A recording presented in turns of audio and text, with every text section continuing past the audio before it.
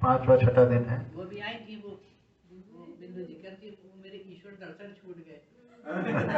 उनका तो सारा समग्र व्यवस्था में जानना होता है, ठीक है। व्यवस्था में उसकी भूमिका क्या है? हाँ, तो और व्यवस्था में वो जहां स्थित है उस इकाई की व्यवस्था को हम पहचान लेते हैं, है ना।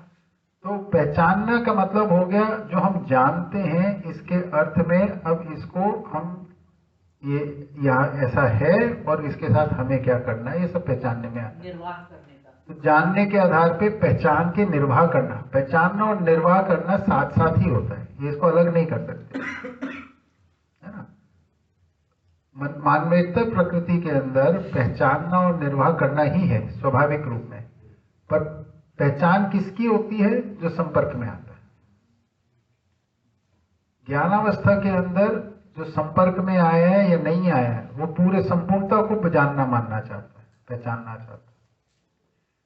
तो हमको संपूर्णता की आवश्यकता है, उनको संपूर्णता की आवश्यकता नहीं, ये मूल डिफरेंस है। अब इससे जोड़ के देखो संबंध की परिभाषा, पूर्णता के अर्थ में अनुबंध, क्योंकि पूर्णता संपूर्णता को हम जानना चाहते हैं, इसके लिए ही हमारा अनुबंध है, पूरे होने के लिए। इसको छोड़ के बाकी सब काम करते हैं संबंधों में।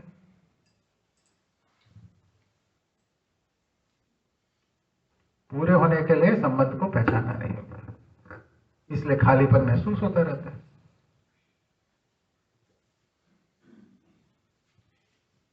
ठीक है ना। आगे।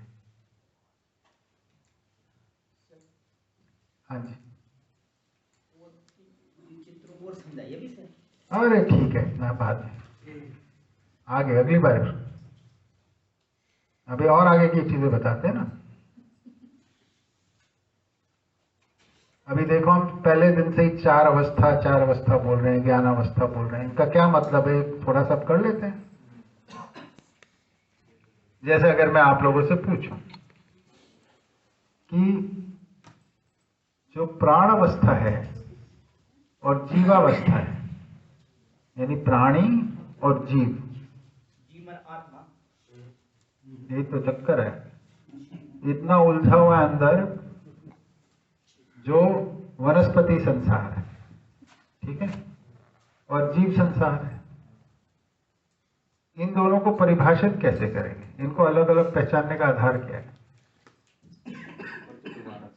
हाँ जी, हाँ, मतलब वनस्पति संसार दिखता है हमें, पेड़ पौधे घास फूस सब, और जीव जंतु भी दिखते हैं, पशु पक्षी भी दिखते हैं, इसको बोल दिया जीव संसार, वनस्पति संसार। इनकी जो विभाजन रेखा क्या है, किसको हम किस आधार पे जीव बोलते हैं और किसको किस आधार पे वनस्पति बोलते हैं? हम मोटा मोटा तो पहचान लेते हैं, मैं पूछूंगा मकड़ी क्या बोल दोगे? जीव है। चींटी क्या बोल दोगे? जीव है ना। मैं पूछूंगा गाजर क्या बोलोगे? वनस्पति है। गेंदा क्या बोलोगे? वनस्पति है। तो आपको एक व्यवहारिक रूप में पहचान तो है, पर इसका भेद क्या है? भेद शब्दों में, मतलब अर्थ में ही होता है भेद देखने में, शब्दों से तो व्यक्त करोगे आप। माइक लो ना, आराम से बोलो अच्छे से। अलग अलग इकाई तो सब है, एक गाजर का पौधा दूसरा,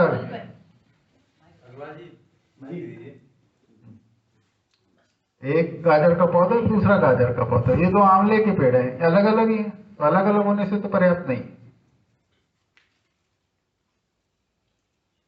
जितना प्राइमरी स्कूल में पढ़ा है उतना पूछ रहा हूं।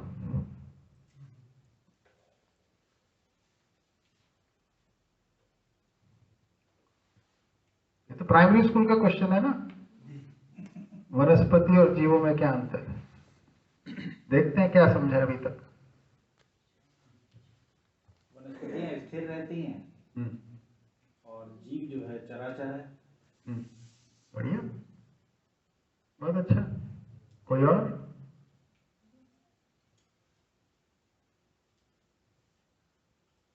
जीवों में बोलने की आवाज होती है, वनस्पतियों में आवाज नहीं है। हाँ, वनस्पतियों के अंदर मतलब ध्वनियां हैं पर दूसरे प्रकार की हैं, उसकी फ्रीक्वेंसी अलग है, पदार्थ में भी मिलते हैं ध्वनियां। हर परमाणु की अपनी एक ध्वनि होती है, हर अणु की अपनी एक ध्वनि होती है, हर वनस्पति की एक ध्वनि होती है। ये जो अपनी नाड़ी को छूते हो ना, ये पूरे शरीर की एक लय है। ये केवल मनुष्य शरीर में नहीं है, जीव शरीरों में भी है, प्राण रचनाओं में भी है। यही ये जो ध्वनि है जिसकी चर्चा कर रहे हैं, यही हर चीज की अपनी ध्वनि है। अच्छा, तो ये जो फ्रीक्वेंसी वाली बात हम लोग ने सुन रखी है, अरे वो तो पता नहीं क्या बोलते हैं, फ्रीक्वेंसी पे कुछ भी बोलते जाते हैं। जैसे मैं पूछ रहा हूँ ना अभी, वनस्पति और उसमें अंतर करो, वैसे फ्रीक्वेंसी पूछ लूंगा, सब धाराशायी हो जाएगा उसी वक्त। बोलने के लिए बहुत सारी बातें, समझने में कुछ नहीं है। मानव जो है अभी पढ़ा लिखा अनपढ़, अनपढ़ से ज्यादा पढ़े लिखे, बोलने को बहुत भरा हुआ है, आता जाता कुछ नहीं। तो किताब में कुछ पढ़ लिया, ऊपर सुन लिया, कहीं इधर सुन लिया, तो बकर बकर बकर ये है, और कुछ समझे नहीं।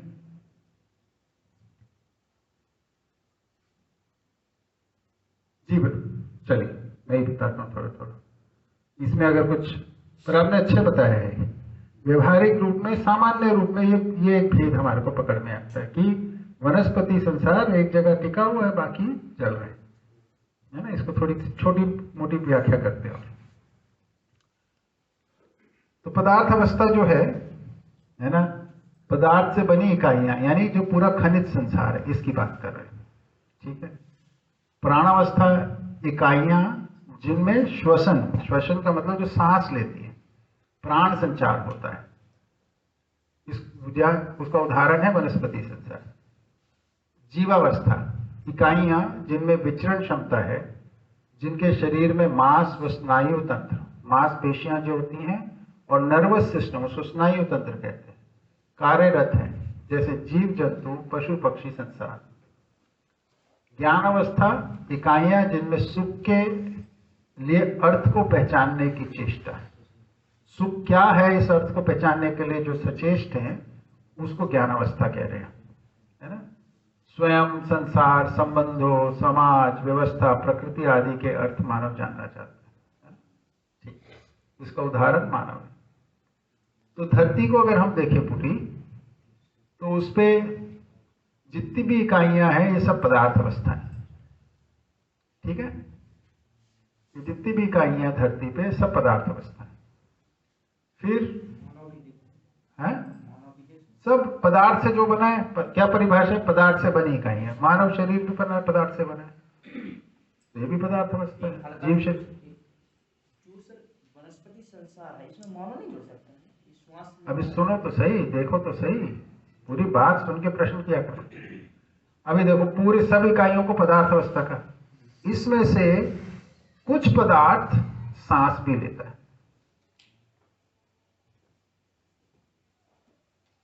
ठीक है। ये हो गया प्राणावस्था।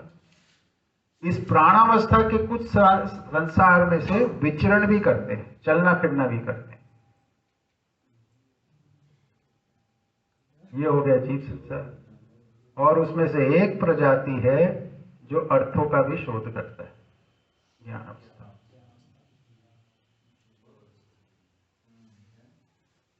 ठीक है। तो ज्ञान अवस्था में आपको जीवावस्था के गुण स्वभाव भी मिल जाएंगे, प्राण संसार के भी गुण स्वभाव मिल जाएंगे, और पदार्थ अवस्था के भी गुण स्वभाव मिल जाएंगे। ये थोड़ा सा चार्ट डिस्टर्ब हो गया आपके लैपटॉप पे भेजने में, हाँ, वो फॉन्ट वॉन्ट बदलती है तो होता है इस सब में। मेरा लैपटॉप चला नहीं ना इसमें, समझ में आ रहा है, लेकिन हाँ समझ में आ रहा होगा। पर ये देखा, सारा का सारा फिर से मैं दिखा देता हूं आपको,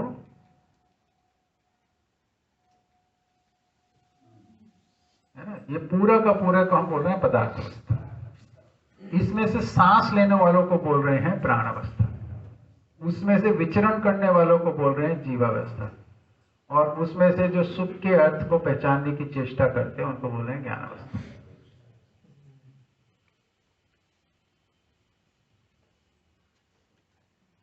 ठीक है, एक माइक से बोलो भाई, सुनाइए। तो जी आगे ही आ जाइए ना। आप पीछे क्यों बैठे हो? हाँ इधर आओ। ये आगे जगह खाली भाई, आगे आ जाओ। पीछे वाले सारे आगे आ जाएं। बख्तर जी आप भी आ जाइए आगे। जैसे आप संसार बोला आपने बार-बार माइक से बोलिए पहले। हाँ कि वनस्पति संसार और जीव संसार बोला। जी जी। और यहाँ पर 4 अवस्थाएं हैं, वहाँ पर 2, तो इसका सा इसका कॉम्बिनेशन कहाँ पे दो? वनस्पति संसार और एक और बोला। कहाँ? मैं तो चारों का बोल रहा हूँ ना, देखिए लिखा हुआ है। पदार्थ अवस्था का अर्थ है पदार्थ से बनी इकाइयां, उसका उदाहरण है खनिज संसार, जिसको सामान्य भाषा में खनिज संसार कहते हैं, वो सब पदार्थ अवस्था, ऐसा लिखा हुआ है। प्राणावस्था की को बोला इकाइयां जिनमें श्वसन अर्थात प्राण संचार होता रहता है, उसको बोला, उसका उदाहरण बताया वनस्पति संसार। फिर जीव अवस्था, इकाइयां जिनमें विचरण क्षमता है, जिनके शरीर में मांस व स्नायु तंत्र कार्यरत है, मतलब उनके शरीरों में ये 2 चीजें होती हैं। इसका भी महत्व है, मांस और स्नायु तंत्र का, है ना। जीव जंतु पशु पक्षी संसार इसका उदाहरण है, ठीक है। ज्ञान अवस्था, इकाइयां जिनमें सुख के लिए अर्थ को पहचानने की चेष्टा है, स्वयं संसार संबंध समाज व्यवस्था प्रकृति आदि के अर्थ को समझने की कोशिश करता है। इसका उदाहरण है मानव, केवल मानव, केवल मानव, मानव संसार, मानव, हाँ मानव ही कह सकते हैं केवल, है ना। इसकी एक ही प्रजाति है मानव, मानवों की अलग प्रजातियां नहीं है, ठीक। ये 4 अवस्थाएं, ठीक है। अब ये जो पदार्थ अवस्था है ना, इसके अंदर क्या घटना होती है, इसको थोड़ा सा और समझे तो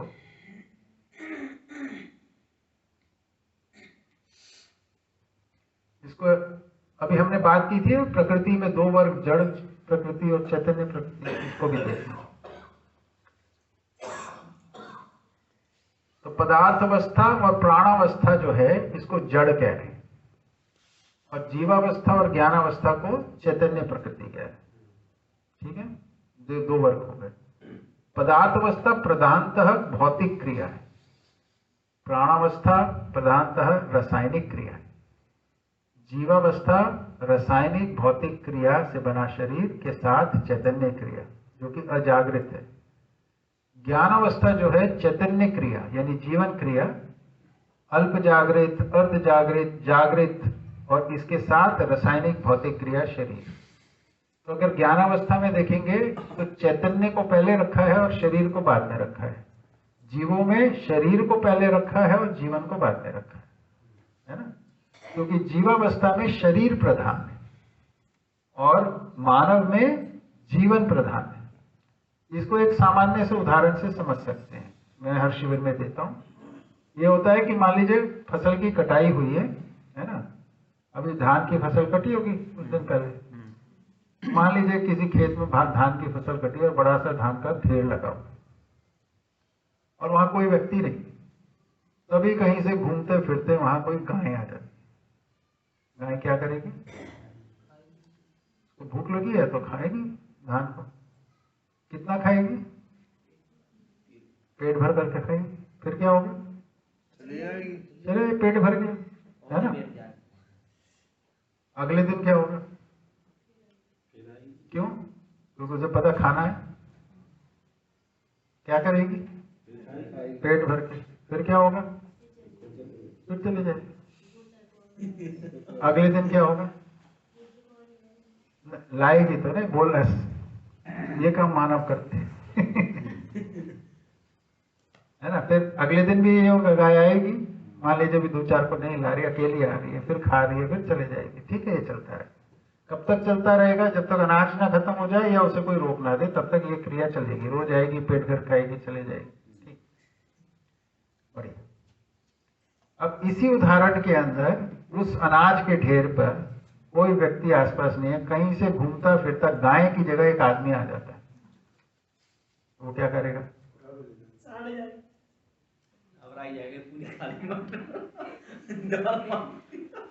उस अनाज को बचाएगा, उसे हाथ दे। तो देखिए, गाय जो आ रही है उसके शरीर में भूख लगती है। भूख कहाँ लगती है? शरीर में। और उस भूख को पूरा करने के लिए वो अपने जीवन की जो ताकतें हैं, देखने की, समझने की, पहचानने की, याद करने की, उसको प्रयोग करती है भूख को मिटाने के लिए। इसलिए खाती है, फिर चले जाती है, अगले दिन मालूम है वहां पे उस रास्ते पे, वहां पे उस जगह पे पड़ा है, उस रास्ते से जाके फिर से खा लेती है, फिर आ जाती है। तो अपनी जीवन शक्तियों को शरीर की आवश्यकता पूरा करने के लिए प्रयोग करती है, क्योंकि उधर शरीर प्रधान है। शरीर की आवश्यकता को पूरा करने के लिए चैतन्य शक्तियां समर्पित हैं, ठीक है। जबकि मानव जो है वो आता है, वो चीज को देखता है जीवन से, और उसके अंदर क्या भाव बनता है? इस पे मैं कब्जा कर लूं। ये शरीर में नहीं है, भाव है उसका, जीवन में बनता है। इसके लिए शरीर से काम करता है, उसको कब्जा करके डाल के गाड़ी में जो करेगा, जो चोरी करेगा, जैसे करेगा वो कर लेगा। तो उसके अंदर भूख लगी हो चाहे उसको, खाएगा नहीं बैठ के, इसको लेके भाग जाओ, छुप जाऊं कहीं, फिर बैठ के आराम से खाएंगे या बेचेंगे, जो भी करेंगे। तो मानव के अंदर जो जीवन में आवश्यकता बनती है उसको पूरा करने के लिए वो अपने शरीर को साधन के रूप में यूज करता है। जबकि जीवों में शरीर में जो आवश्यकता बनती है उसको पूरा करने के लिए वो जीवन शक्तियों का प्रयोग करता है। ये भेद है। मानव में जो आवश्यकता बनती है वो जीवन में बनती है, क्योंकि मानव में जीवन प्रधान है, और इसको पूरा करने के लिए वो अपने शरीर को उपयोग करता है। जैसे हमें भूख लगी थी, चाय पीने का मन था, चाय पीने चले गए, ठीक है। लेकिन जीव जंतुओं में क्या होता है? उनके शरीर के संकेत आते हैं, भूख के, प्यास के, नींद के, मैथुन के, जो भी, उसको पूरा करने के लिए वो अपनी जीवन शक्तियों का प्रयोग करता है। अगर उसको भूख लग रही है तो खाना कहाँ मिलेगा? जीवन से। अच्छा, उधर पेड़ पे फल था, ये था, वो था, जो भी, अंदर वैसे चले जाएगा। ये गाय को जहाँ खाना पड़ा वहां समझ जाएगी। मनुष्य में भी तो, मानव में भी तो जो है, जैसे भूख लगी है और उसे मालूम है कि वहाँ पे फल है या अनाज है, जो भी है, तो वो भी अपनी इसी शक्ति का इस्तेमाल करता कर सकता है। शरीर के संकेत को, शरीर की आवश्यकता पूरा करने का निर्णय मानव में ही होता है, ठीक है, ठीक बात है। लेकिन मानव को जब भूख लगती है और वो नाराज हो जाता है तो फिर खाना नहीं खाता। तो अपने जीवन की आवश्यकता के लिए शरीर की आवश्यकता को भी रोक लेता है ना। या भूख लगी है, खाना भी है, कोई मित्र आ गए, पर एक व्यक्ति के लिए खाना है, खुशहाली के लिए मित्र को खिला देता है, ठीक है ना। तो जीवन की आवश्यकता की पूर्ति के लिए अपने संसाधनों का प्रयोग करता है। जीवन की आवश्यकता की पूर्ति के लिए अपने शरीर और संसाधनों का उपयोग करता है मानव। जबकि जीवों में शरीर की आवश्यकता की पूर्ति के लिए जीवन शक्तियों का प्रयोग करता है। मानव सही करता है। मानव का स्वरूप अलग है और उसका स्वरूप अलग है। मानव जो करता है वो मानव के लिए सही है, जीव जो करते हैं वो जीव के लिए सही है। जीव जो होते हैं खाने के लिए लड़ मरते हैं। मनुष्य खाने के लिए लड़ मरे तो पशु डंगर समान है। अब समझ में आए क्यों बोलते हैं ऐसी भाषा? बोलते हैं ना कभी कभी गाँव में, हमारे यहाँ तो डंगर बोलते हैं जब खाने के लिए लड़ते हैं ना बच्चे या बड़े। अरे बड़े बड़े लड़ जा सब। हाँ हाँ, शादियों में जाके देखो ना लाइन में कैसे धक्का मारते हैं, मेरे को लेना है, मेरे को लेना है। प्रसाद सबसे ज्यादा भदकी मैंने खाने पे शादियों में देखी।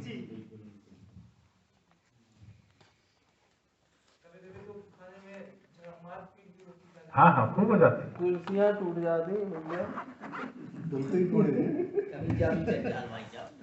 ठीक, आइए शादी से बाहर आ जाइए। हमारा मुद्दा जीवावस्था, प्राणावस्था, ये था ज्ञानावस्था।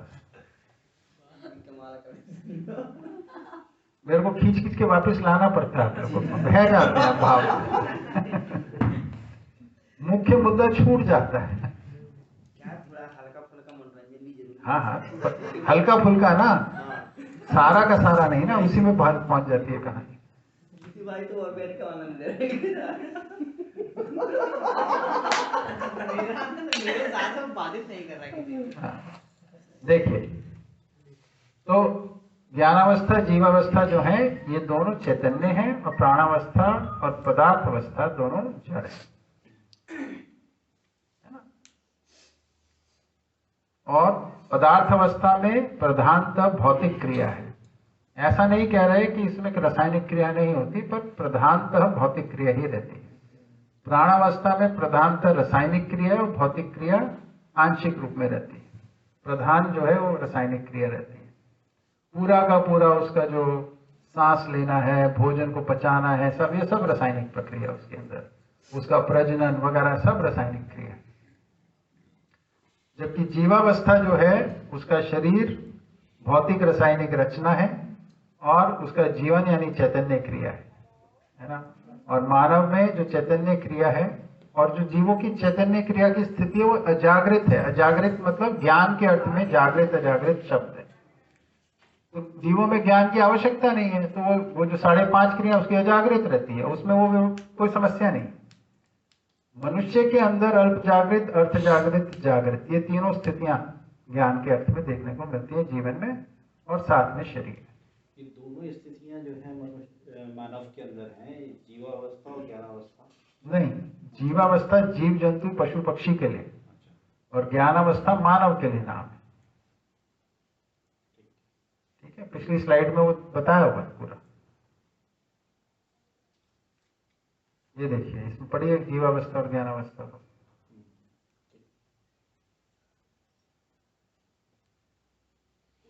ठीक,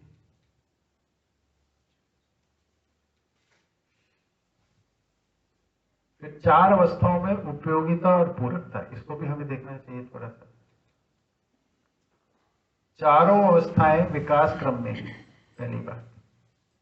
यानी हमने वो पढ़ा था ना, स्थिति पूर्ण सत्ता में गर्भित स्थितिशील प्रकृति पूर्णता को प्रमाणित करने के अर्थ में निरंतर क्रियाशील एवं विकासशील है।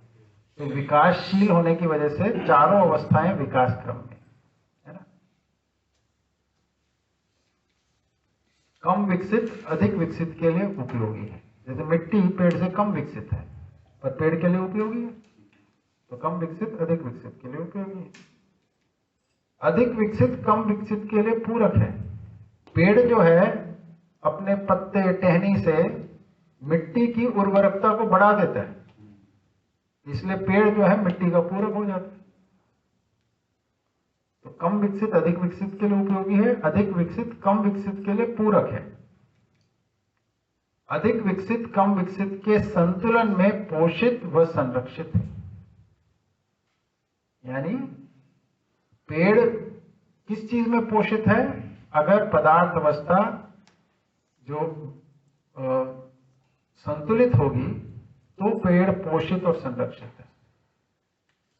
पदार्थ अवस्था का संतुलन बिगड़ जाएगा, जैसे मनुष्य खेती करते करते अपनी मिट्टी का संतुलन बिगाड़ लेता है, तो उसमें फिर फसल नहीं उग पाती। तो यानी कम विकसित यानी पदार्थ अवस्था का अगर संतुलन बिगड़ता है तो अधिक विकसित यानी प्राणावस्था उसमें पोषित और संरक्षित नहीं हो पाती। उसके पोषित और संरक्षित होने के लिए उससे निचली अवस्था का संतुलित होना रहना बहुत जरूरी है।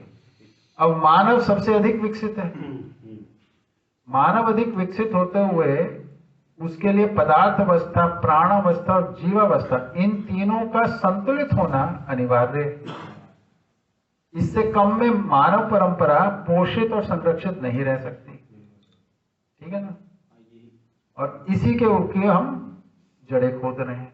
इन तीनों की, खनिज संसार का संतुलन बिगाड़ रहे हैं, वनस्पति संसार का संतुलन बिगाड़ रहे हैं, और जीव संसार का संतुलन बिगाड़ रहे हैं। ठीक है। कालिदास बुद्धि इसलिए इसको बोला है मानव जात। ठीक।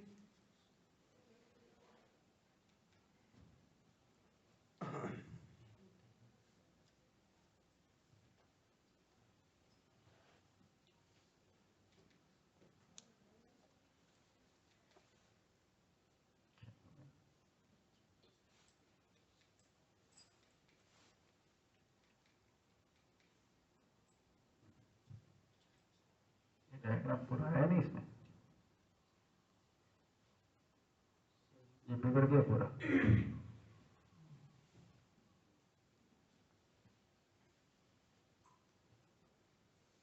कोई नहीं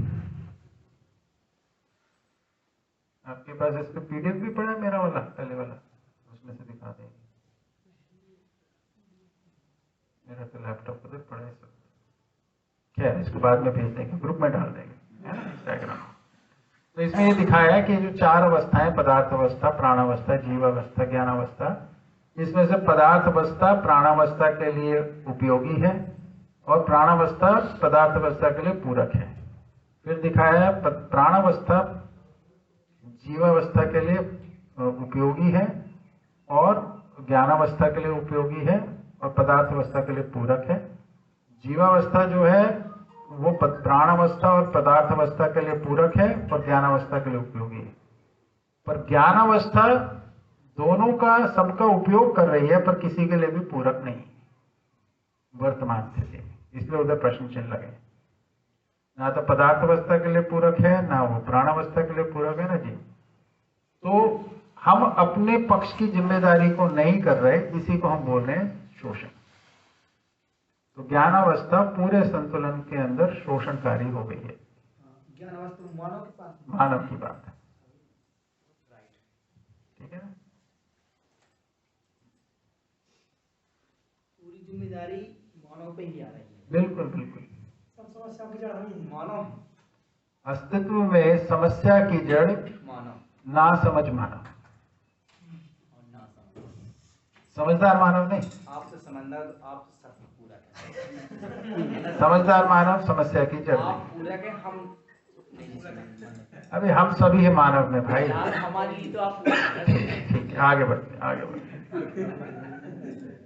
ये किसी व्यक्ति विशेष की बात नहीं है।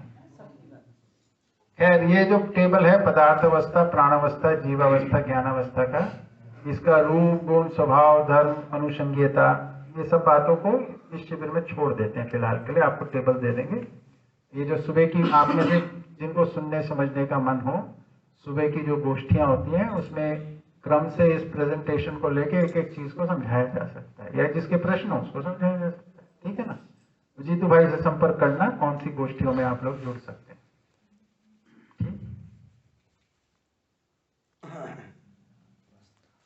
पदार्थ अवस्था के अंदर क्या घटना घटती है, तो इसमें उद्भव विभव प्रलय है ना।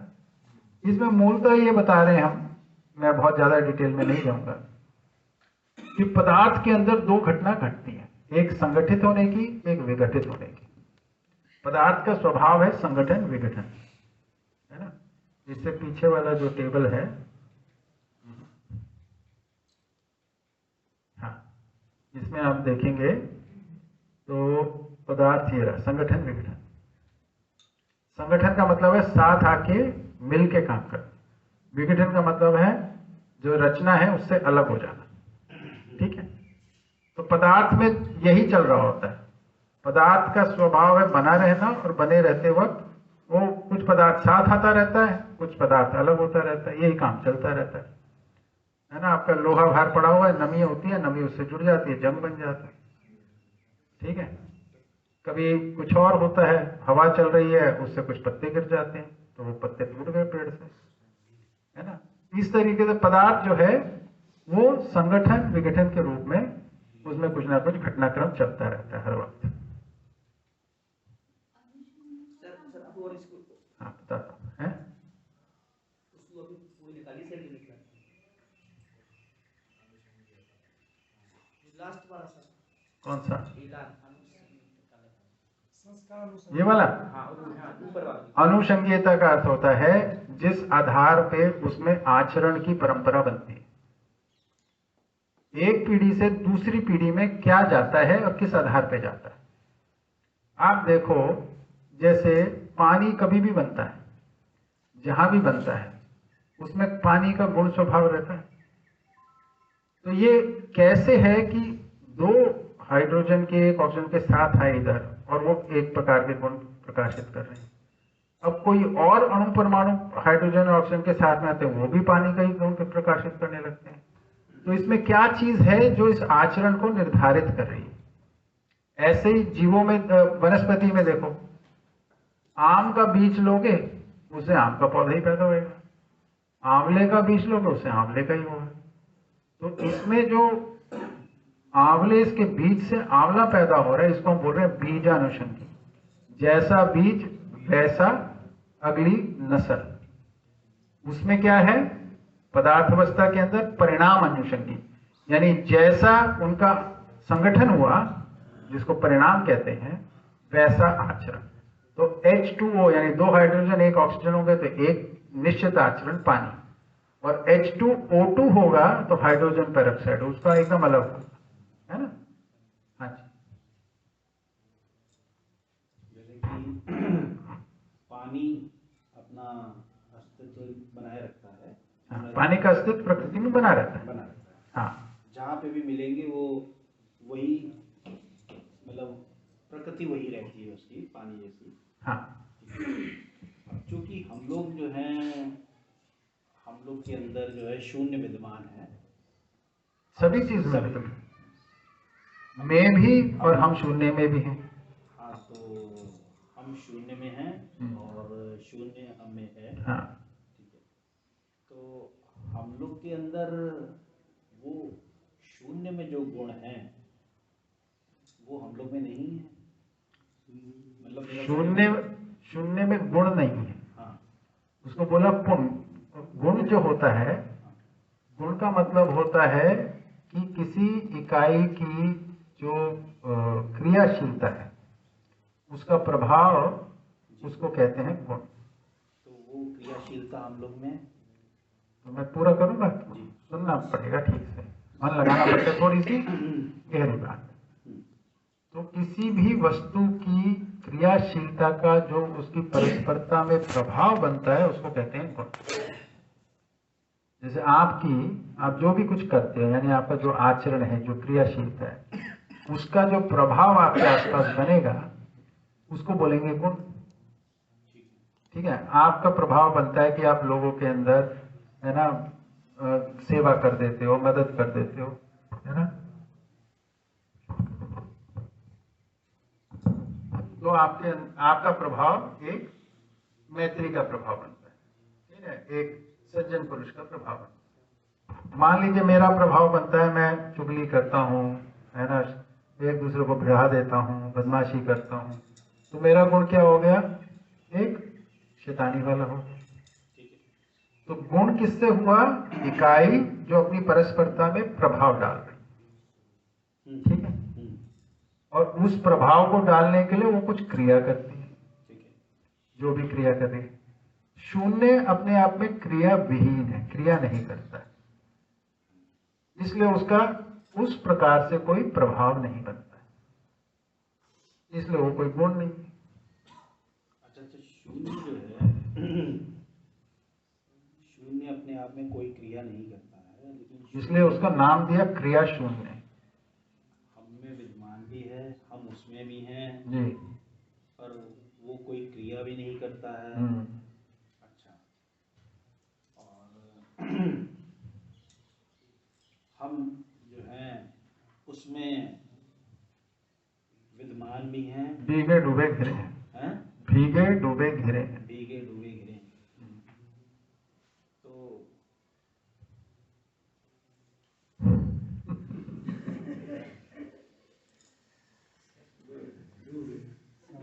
कुछ तो अंदर चला गया है जो तंग कर रहा है। आप संकोच मत करिए, जैसी भाषा बनती है पूछिए, मेरा कहने का बिल्कुल मतलब बिंदास। है कि हर चीज अपने डीएनए के हिसाब से उसके गुण होते हैं। हाँ, तो मनुष्य के, मानव के अंदर जो है, जो डीएनए है, प्राण संसार में गुण डीएनए के हिसाब से, प्राणावस्था जो है उसके डीएनए के लिए हमने यहाँ पे भाषा दी बीज, तो बीजानुषंगी है। डीएनए शरीर में होता है, शरीर का जो सबसे छोटी व्यवस्था की इकाई है उसको बोलते हैं प्राण कोशिका। प्राण कोशिका का जो सूत्र है उसको बोलते हैं प्राण सूत्र या डीएनए, वो उसके न्यूक्लियस में होता है प्राण कोशिका। ठीक है। तो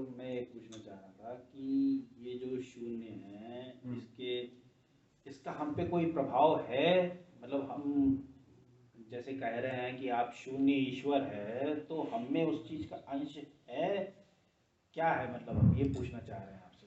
हम ईश्वर में भीगे डूबे घिरे हैं, हाँ इससे इस बात का क्या प्रभाव है आप ये जानना चाहते हैं। जी। ठीक हो गया प्रश्न? छोटा सा तो प्रश्न है आपका। अरे पूछ ही नहीं पाए। सर एक बात सर एक बात देख, अभी की बात पूरी तुम सुनते नहीं हो कि क्या बोल रहे हो, तब तो प्रश्न भी नहीं ठीक से हुआ अभी।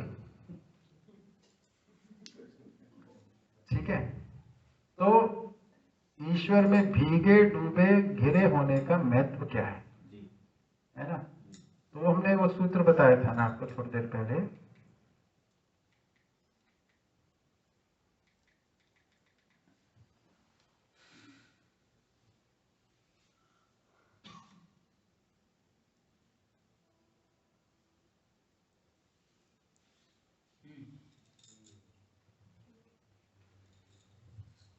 इसको ध्यान में लाते हैं थोड़ा सा।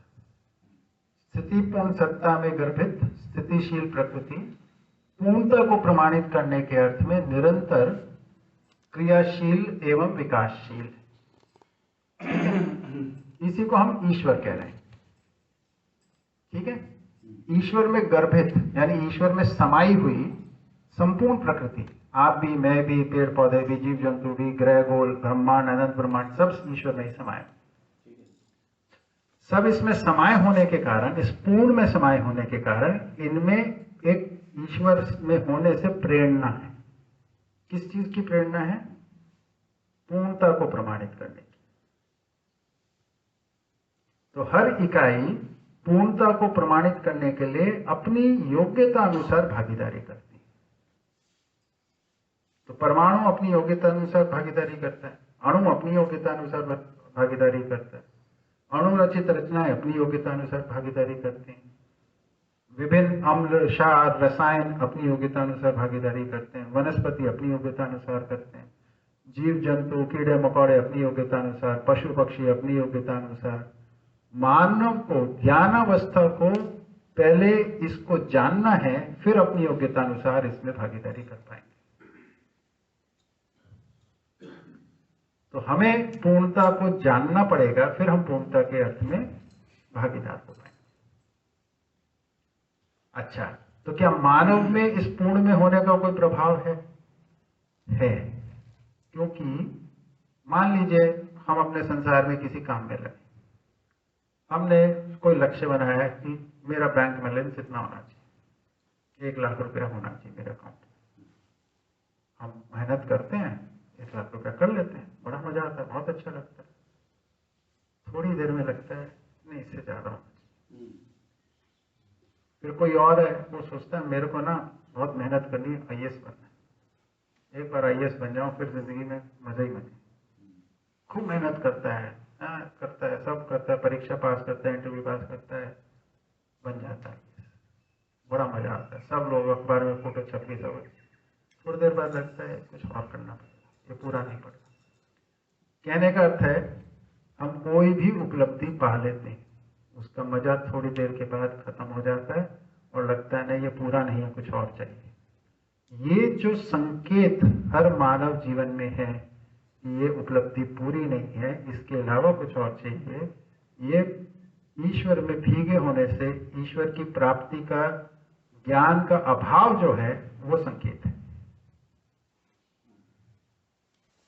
कोई भी उपलब्धि तब तक आपको तृप्त नहीं करेगी जब तक आपको 2 ज्ञान नहीं हो जाए, एक तो ईश्वर का और एक दूसरा अपने स्वस्वरूप का, अपने जीवन होने का। इन दोनों ज्ञान के बाद ही आप तृप्त फील करेंगे, वो खालीपन खत्म होगा।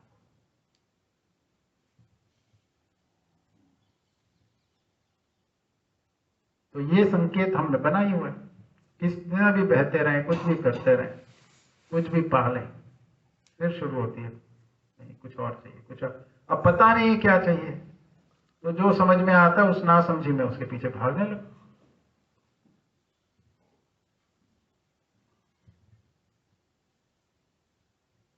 ठीक है,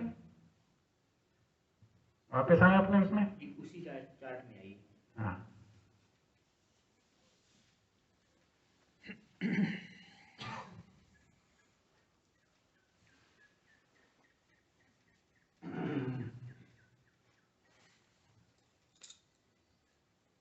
सारक मारक सारक मतलब शरीर को बनाए रखने के अर्थ में जो पौष्टिक तत्व है वो सारक, शरीर को नुकसान पहुंचाने वाले मारक।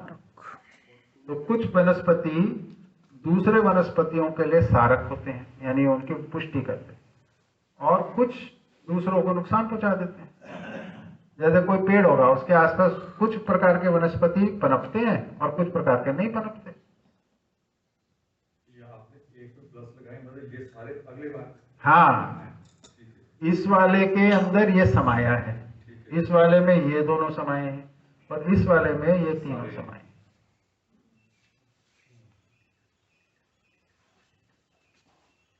ठीक है।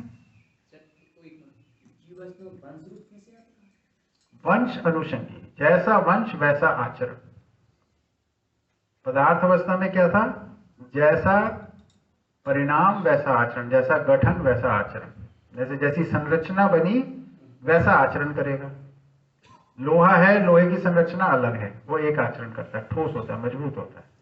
फिर लोहे वाले पदार्थ में जंग लग गया, अब उसकी संरचना बदल गई, अब उसका आचरण बदल गया, उसका रंग बदल जाता है, उसकी ठोस जो गुण है वो खत्म हो जाता है।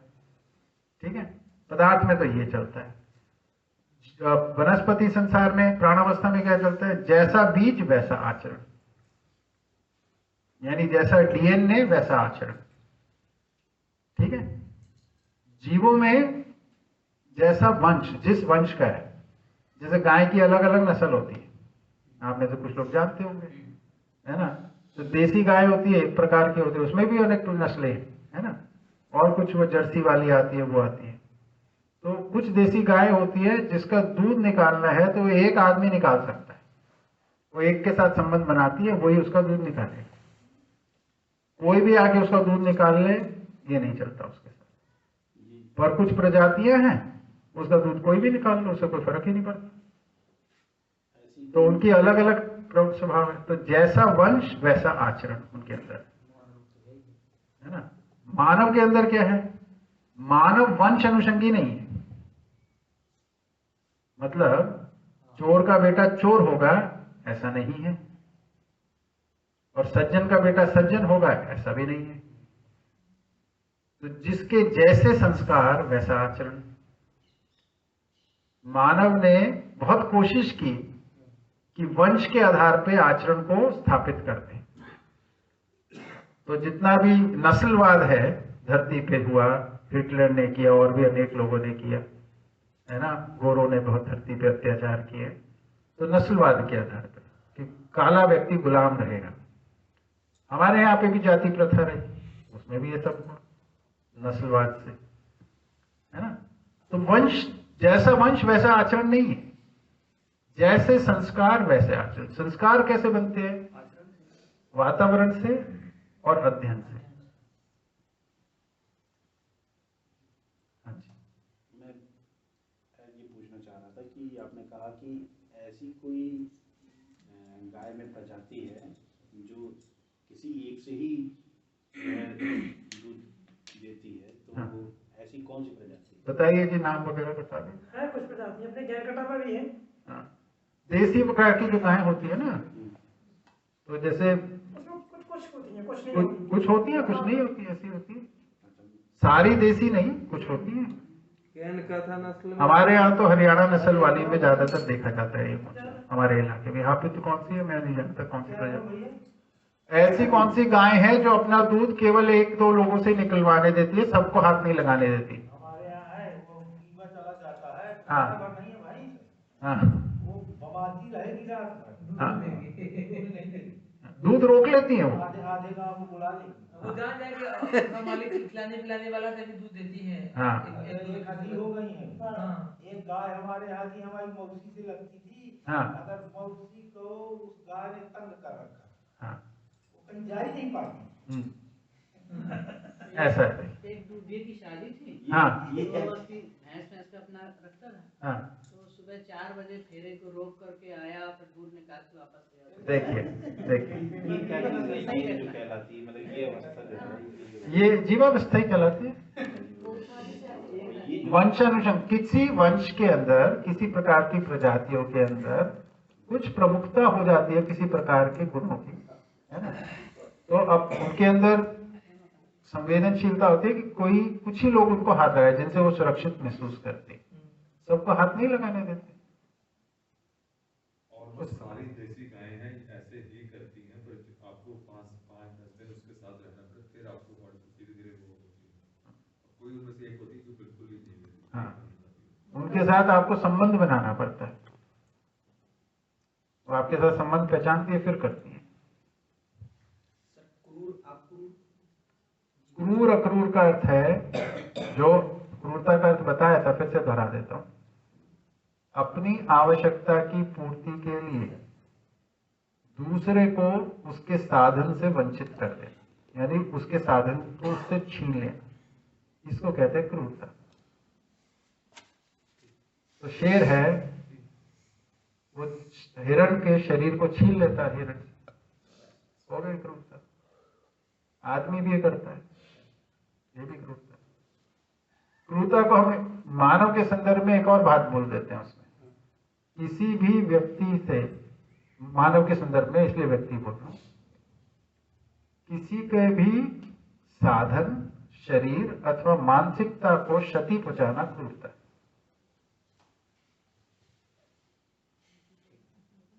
ठीक है। तो जैसे हम किसी का मजाक उड़ाते हैं, ये भी क्रूरता है। मेरा मजाक मत उड़ाना। किसी का मजाक बनाना जिससे उसको ठेस पहुंचे, मतलब मानसिकता को क्षति पहुंच रही है, हमें ध्यान देना पड़ेगा। मजाक करना गलत नहीं है, मजाक से लेकिन किसी को ठेस पहुंच रही है, इसके प्रति हमें संवेदनशील रहने की जरूरत है। ठीक है, ठीक है जी सर। तो मानसिकता को ठेस पहुंचाना, या उसके शरीर को चोट पहुंचाना, या उसके सामान को चोट पहुंचाना, है ना, ये सब क्रूरता है। छोटे बच्चे नहीं होते हैं, लड़ाई होती है तो दूसरे के कपड़े फाड़ देंगे, कॉपी फाड़ देंगे, पेंसिल फेंक देंगे, करते हैं ना ये सब। हाँ जी, जो लास्ट वाला कॉलम है जी, पीढ़ी दर पीढ़ी बदलता है कैसे भी?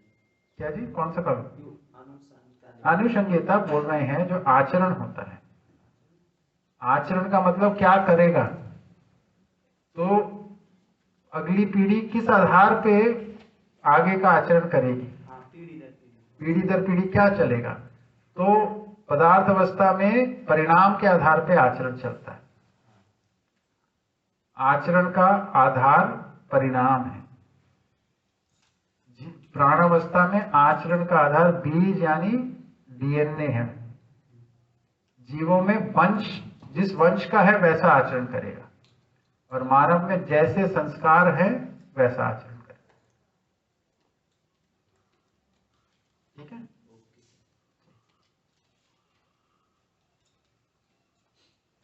ठीक है। हाँ जी भैया।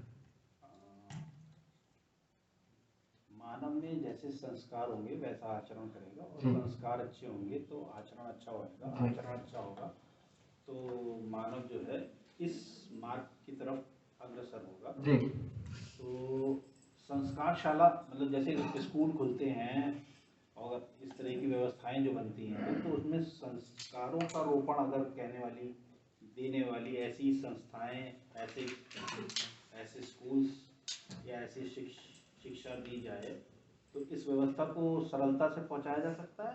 देखिए बिल्कुल पहुंचाया जा सकता है। क्या इसमें हमें समझने की बात क्या है, जी, शिक्षा का मूल उद्देश्य संस्कार रोपण ही है। शिक्षा और संस्कार को समझने की जरूरत है। जो हमें ज्ञान हुआ, जी, जो हमारी समझ बनी, जी, उसको हमने जीने में प्रमाणित किया, जी, इस आधार पे हम शिक्षा दे सकते हैं, है ना। तो जो अपने समझ और प्रमाणों के आधार पे हम देते हैं, इसको बोलते हैं शिक्षा। ठीक है, ठीक है। इसको जो लेने वाला होता है उसको बोलते हैं विद्यार्थी। ठीक, विद्यार्थी जो शिक्षा मिल रही है उसमें से जिस भाग को ग्रहण करता है उसको बोलते हैं संस्कार। तो तो शिक्षा संस्कार परस्पर पूरक है। तो मैं ये कह एक मिनट पूरा सुनिए। जी शिक्षा से ही संस्कार बनता है, ठीक है तो शिक्षा का उद्देश्य ही है संस्कार बनाना। ठीक है संस्कार जो बनेगा वो लक्ष्य के अर्थ में बनेगा, तो शिक्षा का उद्देश्य स्पष्ट होना चाहिए। बिल्कुल बिल्कुल सही अभी शिक्षा का उद्देश्य है व्यापार, तो व्यापार के संस्कार का रोपण करते हैं। हम उधर नहीं जा रहे। हाँ, मैं बता रहा हूं, अगर हमारा लक्ष्य हो जाएगा समझदारी, हाँ मानव लक्ष्य मानव प्रयोजन, फिर उसके अर्थ में संस्कारों का रोपण करेंगे। तो आज भी संस्कार देते हैं स्कूल कॉलेजों में, पर वो किसी और अर्थों में दे रहे हैं, हाँ तो मेरा वो कुसंस्कार दे रहे हैं। ठीक ये सही बात है। हाँ। तो क्योंकि आप इस विषय के इस वो क्या कहते हैं विधा के जानकार हैं, और जो आप हम सबको इस समय दे रहे हैं तो वो एक शिक्षा है, और शिक्षा से जो है हम लोग को ज्ञान प्राप्त होगा, या जो आप जो स्वेच्छा से ग्रहण करेंगे हाँ, वो आपका संस्कार हाँ, होगा। मैं समझ गया। हाँ, हम लोग जो ग्रहण करेंगे वो हमारा संस्कार होंगे, बिल्कुल ठीक है। तो मैं ये कहना चाहता हूँ कि आप इसको यहीं तक रख रहे हैं, या इसको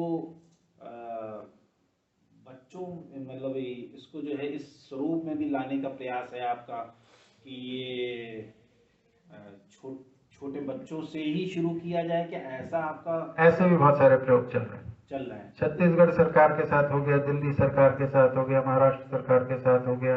इंजीनियरिंग कॉलेज के जितना भी देश भर के इंजीनियरिंग कॉलेजों को जीवन विद्या का कोर्स पहले साल में कंपलसरी पढ़ाना है। इंजीनियरिंग में AICTE की रूलिंग है।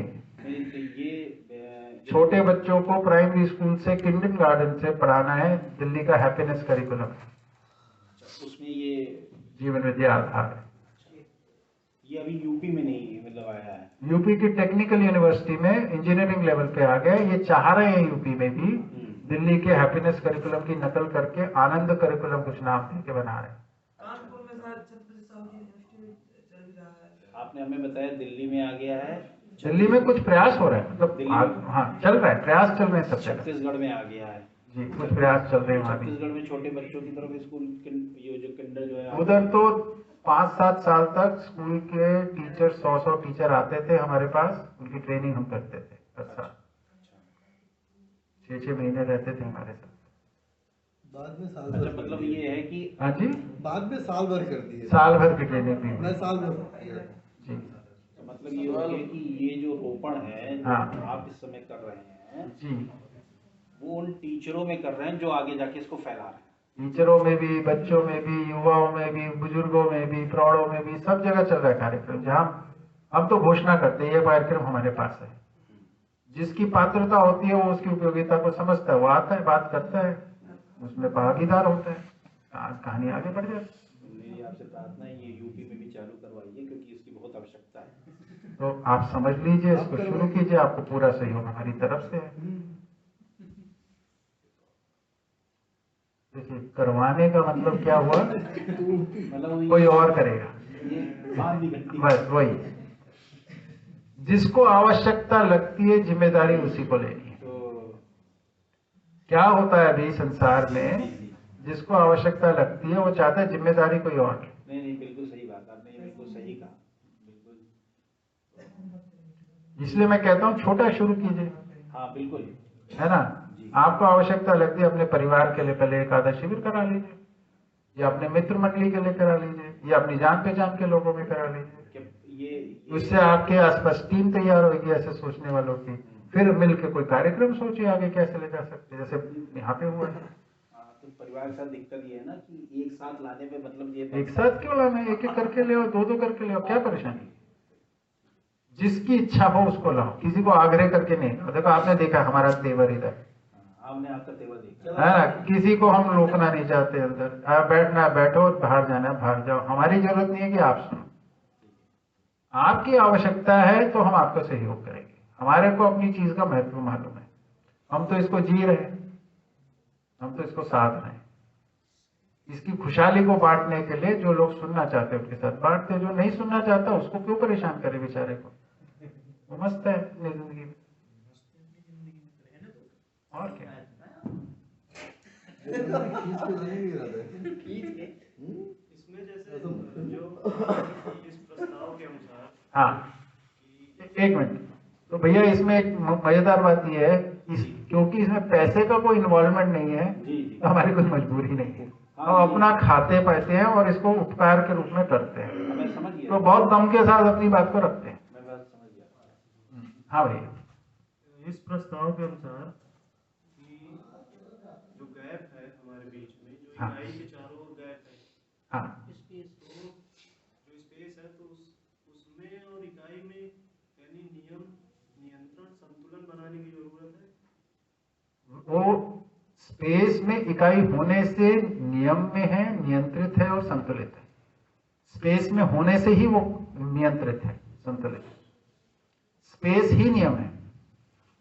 देखिए उसका उदाहरण देता हूं। आपने कभी खेती की है या कोई पौधे लगाए हैं? कभी लगाए? तो पौधों को कोई निश्चित अच्छी दूरी पे लगाना पड़ता है। कौन सी लगा रहे थे? धान लगा रहे हो तो 6-8 इंच की दूरी पे लगाना पड़ेगा।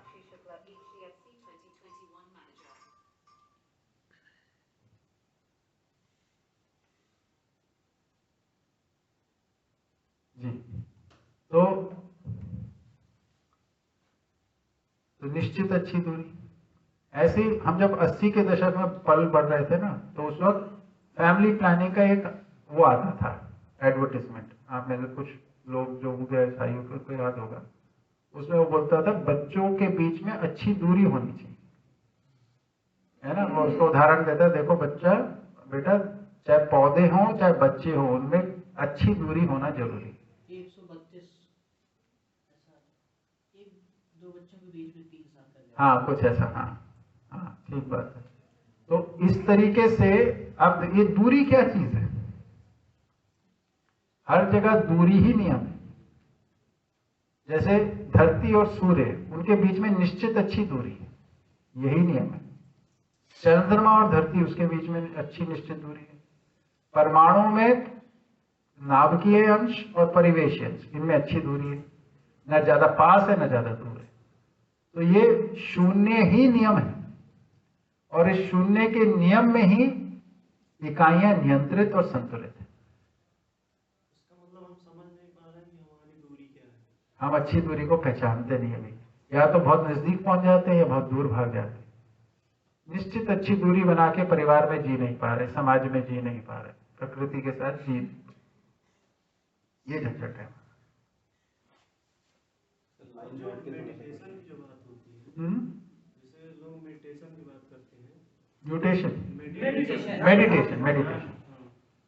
तो उसमें यही चीज फिर होगा दूरी बनाने के लिए। मेडिटेशन में क्या करते हैं, तो जो बताएंगे उनसे पूछे क्यों कर रहे हैं मेडिटेशन, उसकी क्या उपलब्धि होगी।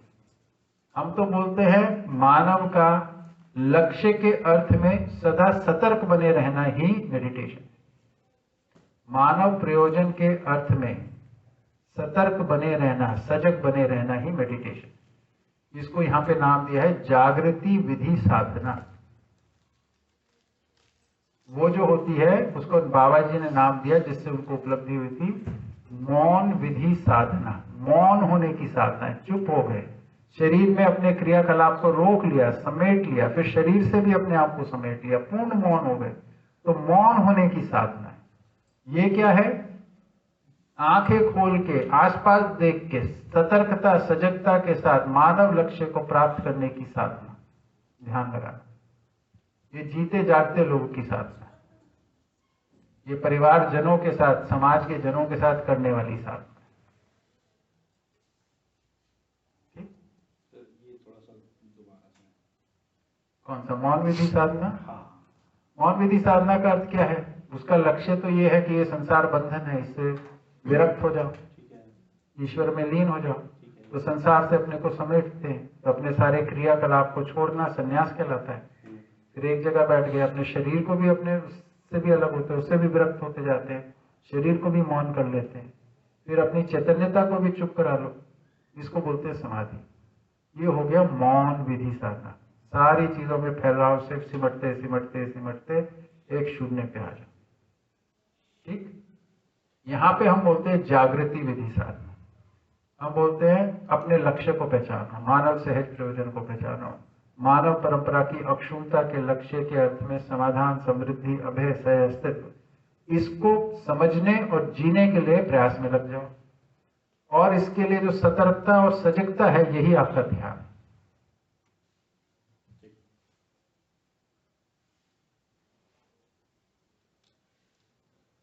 ठीक है, समय हो गया क्या? बॉडी लैंग्वेज तो बता रहे हैं। ये इन्होंने 132 दिन वाली जो बात कही जीतू भाई ने, ये कितनी सही और क्या ये केवल ऐसे ही बोल दी गई है? ये फार्मूला नंबर 132 है। एक बच्चे के बाद दूसरे बच्चे के बीच में 3 साल का गैप। 132 है, 152 है, 182 है, इसका मतलब जो है ये कहाँ से आ रहा है? ये तो एडवर्टीजमेंट की बात कर रहे हैं, एडवर्टीजमेंट की बात, हमारी बात नहीं है, विद्या की बात। आप कहीं और कोरिलेट नहीं वो तो दरअसल है। नहीं, वो सुनने में होता है ना, थोड़ी बात जाती है ध्यान। ठीक है, बताओ। जो मुझे सर चित्र बताया गया था क्रम बाय क्रम बाय, उसको और दोबारा एक बार रिवीज कर दीजिए। कौन सा वाला? पलटाई सर इसको, पीछे ले जाइए सब पलटाओगे भाई। और सर पीछे ले जाइए, पीछे ले जाइए। परमाणु अंश से लेकर के वो ब्रह्मांड तक का जो अच्छा लग रहा है इसमें 2 चीजें। सर आप बहुत अच्छे हो कि हमारे प्रश्न को जवाब सर एक ही बारीकी बारीकी से दे रहे हैं सर, बहुत अच्छे। कौन सा वाला चाहिए? और पीछे ले जाइए सर, और पीछे ले जाइए, ये और पीछे। हाँ हाँ हाँ, इसको क्रम से पूरी तरीके से बता दीजिए किस किस किस निशान बने थे। ये मानो ने खोज ली ना सर जी सब चीजें। हाँ हाँ, ये सब मालूम। ये परमाणु है, ये परमाणु मिलके बनाते हैं अणु। ये जो गोले दिख रहे हैं, एक एक परमाणु है, तो ये मिलके अणु बन जाते हैं। इंग्लिश में बोलते हैं इसको मॉलिक्यूल। फिर बहुत सारे अणु मिल अणु है सर, हैं? अणु है सर। ये अणु है, ये परमाणु है। अच्छा, परमाणु ऐसा बनता है। परमाणु ऐसा चित्रित करते हैं, अणुओं को ऐसे चित्रित करते हैं। फिर ऐसे अनेक अणु मिलके ऐसी अणुरचित रचनाएं बनाते हैं। ठीक है, ऐसी रचनाएं मिलके आरएनए डीएनए टाइप के ना बड़ी बड़ी रचनाएं बनती है, जो प्राण सूत्रों के रूप में हर प्राण कोशिका में रहती है। ये प्राण कोशिका हो गई, इसके जो न्यूक्लियस है, इसके अंदर ऐसी रचनाएं होती है, बहुत सारी धागे जैसी, लंबे लंबे धागे जैसी। फिर ये प्राण कोशिका से मिलके ऐसे बहुत सारी प्राण कोशिका मिलके ऐसा पेड़ पौधे कुछ बना देते हैं, छोटे मोटे। फिर आगे चल के विकसित होके छोटे मोटे पेड़ पौधे और विकसित होकर बड़े बड़े वृक्ष बनने लगते हैं। ऐसे जंगल, पहाड़, नदी मिलके कोई भूगोलिक क्षेत्र बन जाता है, जैसे बुंदेलखंड है ना। फिर ऐसे भूगोलिक क्षेत्रों से अलग अलग मिलके ये धरती बनी हुई है। धरती अनेक धरतियों से और सूर्य के समूह को लेके हम बोलते हैं सौरव्यूह। सौरव्यूह, अनेक सौरव्यूह मिलके बनते हैं एक ब्रह्मांड। ये अनेक ब्रह्मांड को दूर से देखोगे तो ऐसा दिखता है, अनंत ब्रह्मांड, एक बादल के जैसा। तो ये वाला निशान ये सर।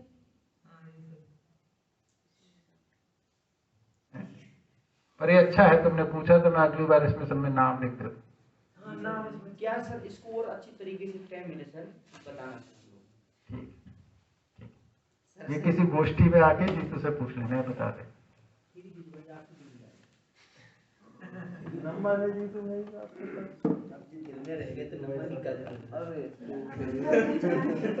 अवस्था का चार्ट दीदी कुछ पूछ रही है,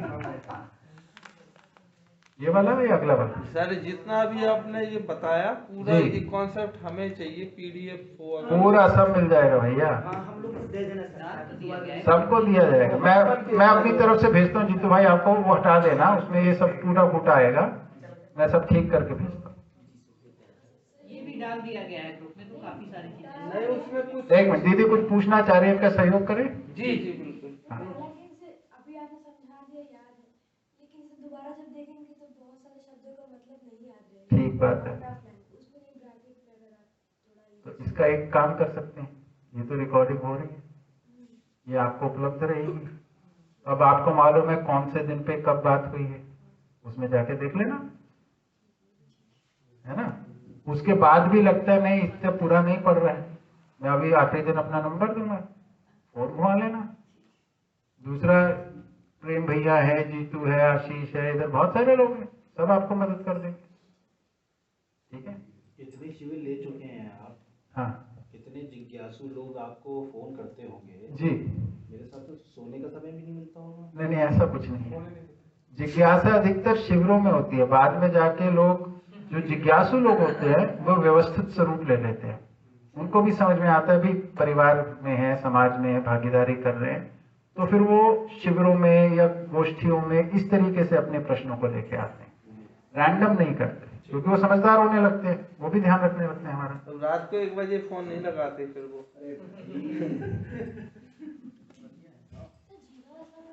बहुत ज्यादा संगोष्ठी होती है। हाँ होता है ना, इमोशन होता है।